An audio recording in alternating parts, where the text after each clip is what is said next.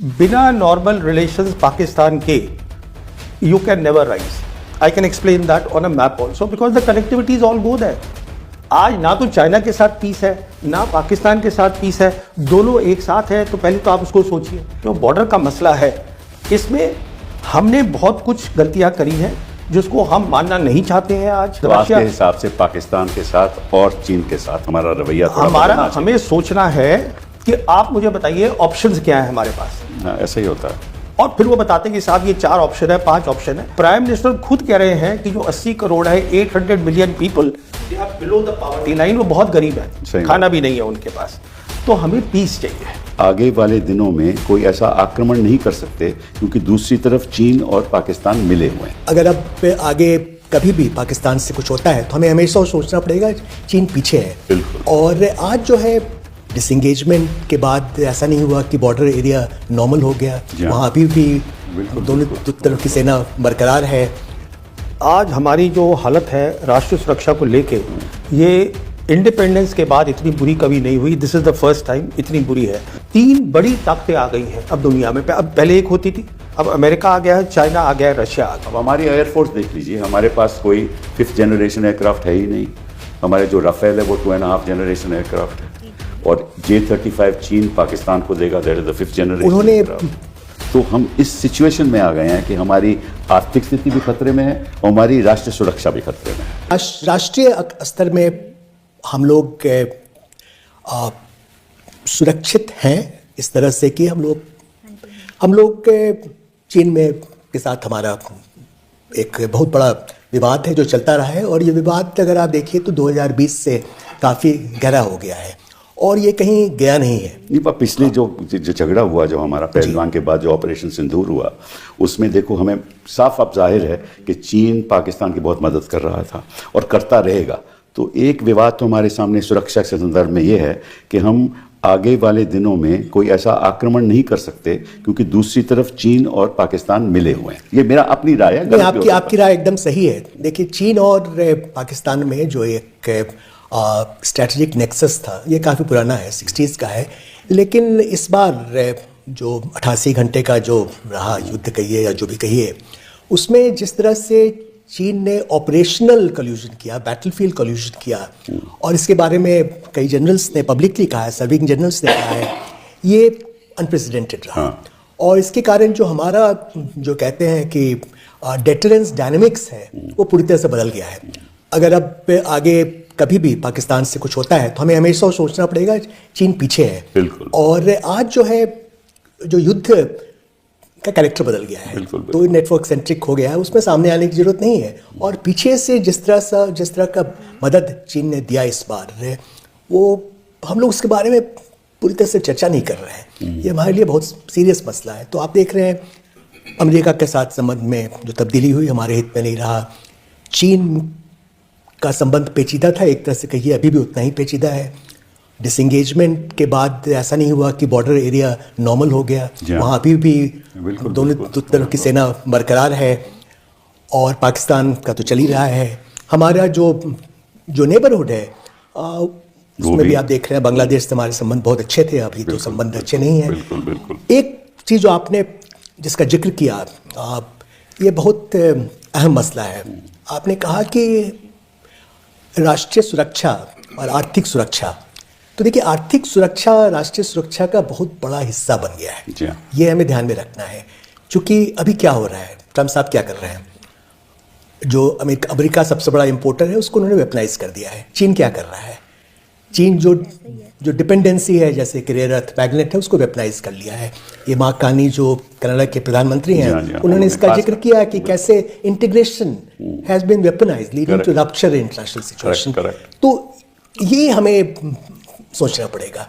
तो जो traditional view था नेशनल सिक्योरिटी का, वो हमें अलग तरह से देखना पड़ेगा। प्रवीण जी, क्या आपका ख्याल है इसके बारे में? सवाल ये है कि आज के दिन हमारी जो राष्ट्रीय सुरक्षा की स्थिति है वो किस मोड़ पे हम खड़े हैं? देखिए, आज हमारी जो हालत है राष्ट्रीय सुरक्षा को लेके, ये इंडिपेंडेंस के बाद इतनी बुरी कभी नहीं हुई। This is the first time इतनी बुरी है। वो मैं क्यों कह रहा हूँ कि हम सब जानते हैं कि आज जो दुनिया है वो यूनिपोलर नहीं है, वो मल्टीपोलर दुनिया बन गई है। उसमें दो बातें हुई हैं। पहली बात, तीन बड़ी ताकतें आ गई हैं अब दुनिया में। अब पहले एक होती थी, अब अमेरिका आ गया है, चाइना आ गया है, रशिया आ गया। दो होती थी कोल्ड वॉर में। हाँ, कोल्ड, उसके बाद यूनिपोलर मूवमेंट आया। हाँ, यूनिपोलर आया आफ्टर दी 1991 से लेके मैं मानता हूं 2012 तक। कुछ लोग 2017 मानते हैं, मैं 2012 मानता हूं। तो आज तीन, एक तो बड़ी ताकतें आ गई। दूसरी चीज क्या हुई है कि जो सारी ग्लोबल जियोपॉलिटिक्स होती थी, मतलब दुनिया का कोई भी काम होता था, फाइनेंस हो, पॉलिटिक्स हो, वो सब कुछ होता था अमेरिका और यूरोप में। Because of the rise of China अब वो हमारे पास आ गया है। ये दूसरी बड़ी बात हुई है। अच्छा, तीसरी अब बड़ी बात क्या हो गई है कि आज इंडिया के पास वो मौका है इस नए माहौल के अंदर कि आपको एक बड़ी ताकत नहीं है, आपके पास तीन है, तो आप सोच सकते हैं मुझे क्या क्या करना है। हमने क्या किया है, आज जैसे मैं बता रहा था, हमारी दोनों जो बॉर्डर्स हैं वो लाइव पड़े हैं। सही बात। अब क्यों लोगों की समझ में नहीं आया कि चाइना पाकिस्तान की मदद करेगा, मुझे समझ में नहीं आता है। उसका कारण बहुत सीधा है। जिसने भी ध्यान से 5 अगस्त 2019 के बाद सिचुएशन को पढ़ा है, जब हमने 300 हटाया है, की जिक्र कर रहे हैं। वो बात ही वही है, बात ही वही है। क्यों? उसका कारण क्या है, हमने नक्शे बदल दिए। हमने नक्शे बदले और हमने कहा अक्षय चिन्ह अब जो है लद्दाख यूनियन टेरिटरी में आ जाएगा, आ गया।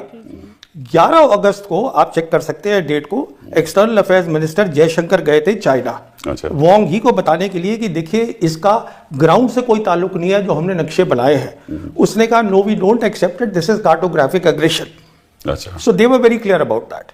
उसके बाद क्या हुआ है, जिसने भी इसको फॉलो करा है, दोनों की एक्सरसाइजेज बहुत ज्यादा एडवांस हो गई। पर तो ये सब कुछ क्लियर था, मैं इसमें ज्यादा नहीं जोर देना चाहूंगा, आपके सवाल का जवाब देना चाहूंगा।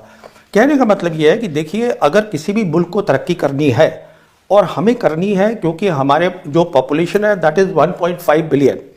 प्राइम मिनिस्टर खुद कह रहे हैं कि जो 80 करोड़ है, 800 million people they are below the poverty line, वो बहुत गरीब है, खाना भी नहीं है उनके पास। तो हमें पीस चाहिए, पहली बात यह है। बिना पीस के डेवलपमेंट नहीं हो सकती। जो हमारे विदेश मंत्री है कहते रहते हैं कि हमारा राइज होगा, इंस्टेबिलिटी में वो नहीं होगा। आंतरिक सुरक्षा पहले चाहिए। देखिए, you want peace in the region. आज ना तो चाइना के साथ पीस है, ना पाकिस्तान के साथ पीस है, दोनों एक साथ है। तो पहले तो आप उसको सोचिए, फिर आप ये सोचिए जब आपके नॉर्मल रिलेशन नहीं है पाकिस्तान के साथ। 2025 के आंकड़े देख लीजिए, $150 बिलियन का ट्रेड हुआ है दोनों में, सॉरी 155 का, जिसमें 116 चाइना से हमने खरीदा है। दैट मीन्स ट्रेड हो रहा है छोटे लेवल के ऊपर, इन्वेस्टमेंट नहीं आ रही है चाइना की। इन्वेस्टमेंट क्यों नहीं आ रही है? क्योंकि म्यूचुअल ट्रस्ट नहीं है। अब मैं इसको बहुत लंबा नहीं खींचूंगा, अगर आपका सवाल होगा मैं उसका जवाब दे सकता हूं। कहने का मतलब यह है, जो बॉर्डर का मसला है, इसमें हमने बहुत कुछ गलतियां करी हैं जिसको हम मानना नहीं चाहते हैं। आज we can, China is not saying कि हम जो है उसको आपको हम यही करेंगे, वो कह रहा है कि म्यूचुअल बात करिए। अच्छा, दूसरी बात, अगर आप कोई भी इंसान नक्शा देख ले, बिना नॉर्मल रिलेशंस पाकिस्तान के you can never rise. I can explain that on a map also, because the connectivities all go there. It is sitting at such a place. तो आप सबसे so पहले, what I'm saying is we need peace. We need a government just and then a new way of thinking also. Exactly. See, it's okay to do. देखिए, हमने करा है with EU and the EU people are not interested in collective security with Russia. आपके हिसाब से पाकिस्तान के साथ और चीन के साथ हमारा रवैया थोड़ा हमारा हमें सोचना है। प्रवीण जी, ये बताइए कि वाकई में गलवान में जो भी हुआ, जैसे नरावने जी ने कहा कि भाई चर्चा CCS में भी हुई, लेकिन उसका कोई आगे कदम नहीं उठाया गया। और इस बीच जो नरावने जी ये भी कह रहे हैं कि प्रधानमंत्री ने कहा जो उचित है वो करिए, तो क्या ये सही है? देखिए, मैं आपको दो मोटी बातें बताता हूँ। पहली बात, हमारी फौज को ये कुछ नहीं पता था क्या हो रहा है ग्राउंड पे। वो ग्राउंड पे अपना काम कर रहे थे। ग्राउंड के ऊपर उनको मौका मिल गया 29 और 30 अगस्त को। जी हाँ, जी हाँ, सही बात। उस समय के टाइम पे इन्होंने क्या किया, जो नरावने थे वो उनको बताया गया कि देखिए ये माल्डो से उनका कैंटोनमेंट है, उनके जो है फौजी वगैरह इन्फेंट्री टैंक तो बाद में आए। अच्छा। तो ना तो उसमें CDS मौजूद था बिपिन रावत, और ना प्रधानमंत्री खुद मौजूद थे। राइट। तो वहां पे ये बात उठी, क्योंकि Naravane brought up this subject कि गलवान में उनके पास हथियार थे, उन्होंने चलाए नहीं। तो उन्होंने कहा अच्छा ठीक है आप ये कर लीजिए।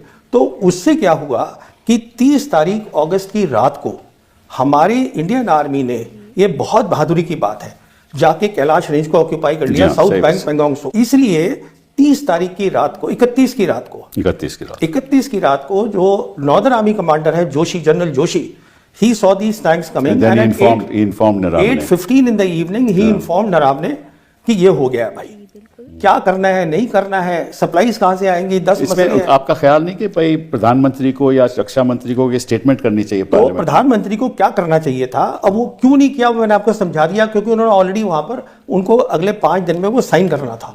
अच्छा, अगर प्राइम मिनिस्टर को होना ये चाहिए था कि प्रधानमंत्री आर्मी चीफ से पूछते। अब हमारी एयरफोर्स देख लीजिए, हमारे पास कोई 5th जनरेशन एयरक्राफ्ट है ही नहीं। हमारे जो राफेल है वो 2.5 जनरेशन एयरक्राफ्ट है, और J-35 चीन पाकिस्तान को देगा, that is the 5th generation. उन्होंने ऑपरेशन, मेरी एक ओपिनियन है इस पर, जब आपकी मुझे मौका दीजिएगा बोलने का। जरूर। देखिए ऑपरेशन उस समय जो खत्म हुआ, जो 7 to 10 मई के बाद, उसके तुरंत बाद पाकिस्तान ने एक अपना विश लिस्ट दिया जी हाँ। कि ये हमें चाहिए, और उसमें जैसा आपने कहा 5th जनरेशन एयरक्राफ्ट भी था, और पाकिस्तान को इसका खामियाजा भुगतना पड़ा कि उनका जो एयर डिफेंस है वो चीन का भी दिया हुआ था, अमेरिका का दिया हुआ था, वो फेल कर गया, खासकर 10 मई को।